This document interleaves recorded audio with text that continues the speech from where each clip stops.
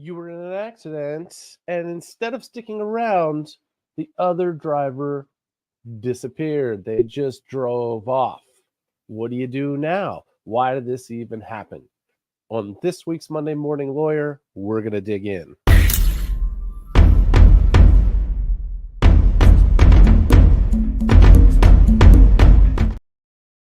Good morning, everybody. Happy Monday. This is attorney Jobeth Bowers from my Elkton office. The wonderful mess that is behind me. Here's where we are doing the real work, getting all of our accident victims compensated for their injuries, getting their medical bills paid, and more. This week, we are talking about the touchy subject of the hit and run accidents. If this hasn't happened to you, great and congratulations, but believe it or not, this happens far more than you would imagine. I will say we don't see a ton of it here in Cecil County. I used to do this all the time in Baltimore City. We would get regular and routine hit and run accident claims almost every single week. Here, not so much, but unfortunately, it still happens. Today, we're going to talk about why it happens, and we don't know for sure, but we can kind of creep into the minds of some of the scenarios that we've dealt with, some of the stories that we've heard, and give you a good idea about why this might happen, and more importantly, what happens after that. Plus some tips for what to do and what not to do if you're in one of these accidents. So, getting down to it, first, we'll talk about the why. Again, this is all guesswork because it's very rare that we get to actually get a story from the person who not only caused the accident, but then fled the scene. Our best guesses are that either A, there's something wrong with their vehicle insurance or otherwise. Maybe their tags or their registration are expired. Maybe they don't have insurance at all and they don't want to be responsible for it. I will tell you right now, if it's because they don't have insurance, then the result of the claim is going to be exactly the same as if they had stayed, except they're not going to get an insurance violation, which is probably what they're trying to avoid. It is also possible that the driver is intoxicated or inebriated or under the influence of some other substance that would make them not want to stick around for when the police are called.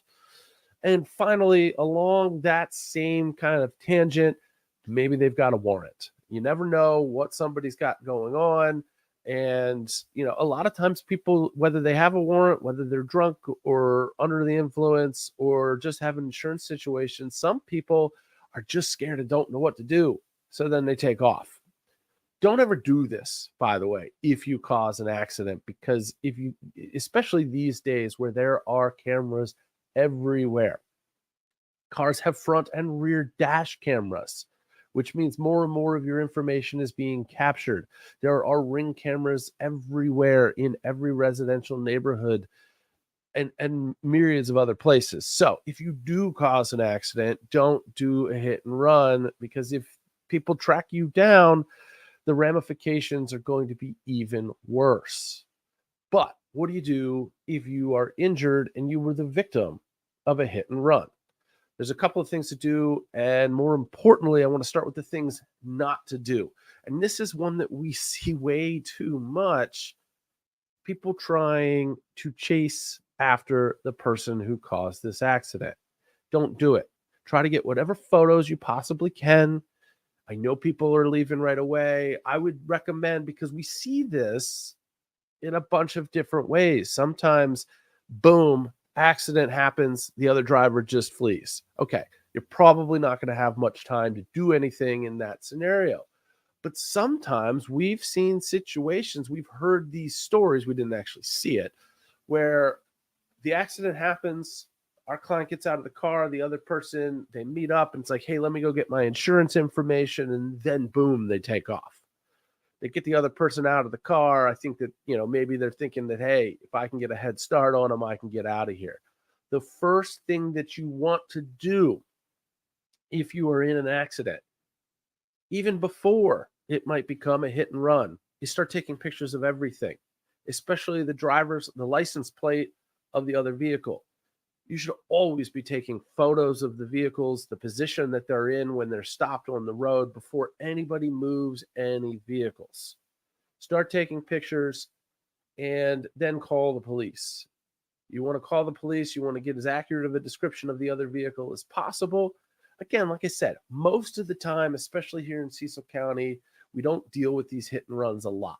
They do still happen, but nowhere near as much as they do in other areas of the state that I have practiced regularly. But get that information. It's the best way to protect you no matter what happens. Even if that person has fled the scene, you should call 911. If you are not seriously hurt, meaning that you don't think that you're going to take an ambulance, you can call the non-emergency line, but I would always recommend calling 911, having the police, having an ambulance come out, going and getting checked out. You want to get that taken care of right away because we have had scenarios, we have dealt with clients who have come to us thinking, hey, I'm all right. And then they go to the hospital later that evening or the next day and they find out that there's actually some very serious issues going on with them as a result of the accident. It does happen a lot of times when that moment of impact happens and everything is just happening around us. There's so much adrenaline that masks the pain. We have had people who have in the past, non-related to the accident, had a surgery, had screws, plates, or otherwise inserted as part of that surgery, and then the accident disrupts that. Sometimes it's easy to go in and fix. Sometimes, depending on where that hardware is, it can create a really life-threatening situation. So you never really know what's going on. A lot of times you might feel pain but not look hurt. A lot of times you might be hurt and not necessarily feel it right away. So definitely go get checked out on that front right there. Any information that you can gather, you see the license plate, even if you just see a partial plate as the other driver's fleeing the scene, get a description of the vehicle and as much of that plate as you can. So what's going to happen?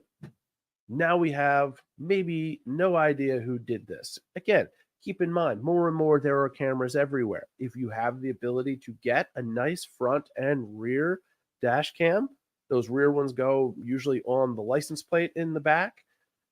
Make sure that you are staying up to date on keeping the memory cards cleared off.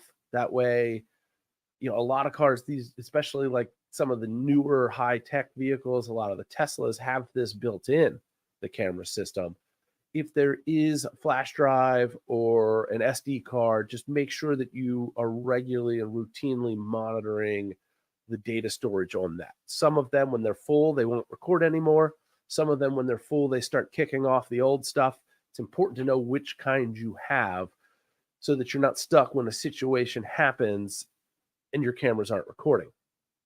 Next thing that you want to do, as I said, is contact the police. Let them know any of that information. Make sure that they file a report, because if this truly is a hit and run and there isn't enough information to find out who caused this accident, you're going to want proof that this accident happened, because we are going to file an uninsured motorist claim with your insurance company. It's a no-fault style coverage that you pay for to protect you from other people. If you've seen the other episodes where I talk about why your insurance is super important to you, this is one of those scenarios. So make sure you go back, rewind, watch that episode to find out what kind of coverage you should have to protect you in a situation, because as I often say to my clients, you don't get to pick who hits you. You don't get to pick who they're insured by, if they're insured at all. You also don't get to make the decisions for them as to whether or not they're going to stick around at the scene of the accident.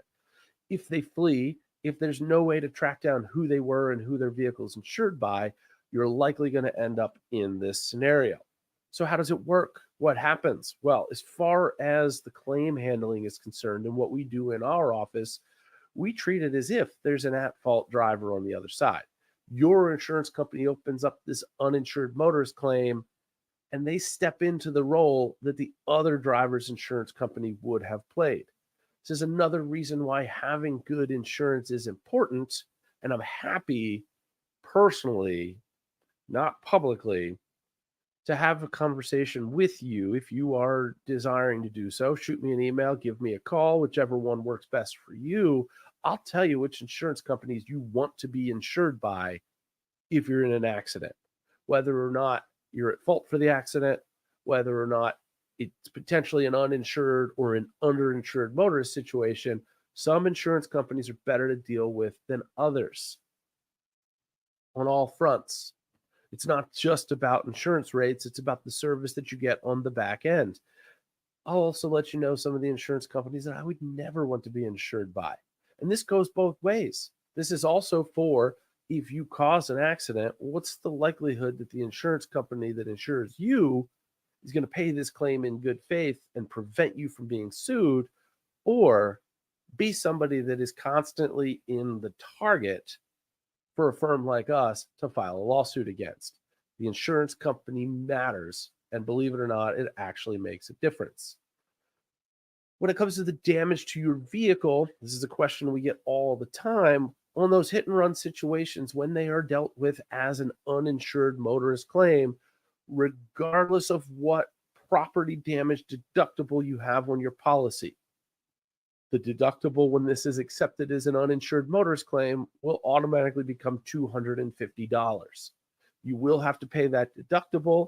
However, if there is some way in which the insurance company tracks down who caused this accident and they're able to get their money back, you may be able to be refunded for that $250. It rarely ever happens. I have heard situations, I have experienced clients who have had this happen, but it is like a handful out of thousands of clients that I've serviced in the years that I've been doing this. So what's the moral of the story here? You got to protect yourself from these things happening. If you can get those dashboard cameras, fantastic, because they can help capture that information. But more importantly, make sure that your insurance policy is up to date and call the police, get them to come out, do a report on the accident, especially if it's a hit and run. But you should be doing that anyway. Seek the medical care that you need. And of course, call my office. This is what we do all day, every day. It's pretty much the only thing that we do. So we are here to help you make this super easy. You call us, you go to your medical appointments. We handle all of the crazy, confusing, nasty insurance company stuff. And at the end, we make sure all your medical bills get paid and you get compensated for your time. That's all I got for this week. Thank you guys all so much for tuning in. If you found this one helpful, give me a like, tell a friend. Make sure you subscribe so you get the notification when these come out live. If you have a question, drop an email right up here to info@bowerslawmd.com. We will feature that on a future episode. Next week, we're going to talk about wage theft with an employment law attorney. It happens more than you'd think, kind of like this uninsured motorist thing. We're going to talk about what remedies might be available for you if you feel like you're not getting paid for all of the hours that you work. We're going to be talking to an attorney who does a lot of this kind of work next week. So make sure you tune in next week, Monday, 10 a.m., same time, same place. We are here. Until next week, this is your Monday Morning Lawyer. Thank you very much and have a great week.